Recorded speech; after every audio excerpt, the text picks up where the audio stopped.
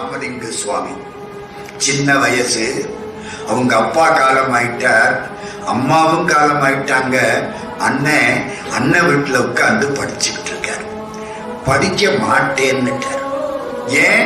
இந்த படிப்பு சந்தை படிப்பு, நம் சொந்த படிப்பு அல்ல. நம்ம படிப்பு சந்தை படிப்பு தானே. எம்எஸ்சி படிச்சா இவ்வளவு சம்பளம், எம்பிபிஎஸ் படிச்சா இவ்வளவு வருமானம், பிஇ படிச்சா என்ன வருமானம், அப்படித்தானே நம்ம சொல்லிட்டு இருக்கோம். இது சந்தை படிப்பு, நம்ம சொந்த படிப்பு அல்ல.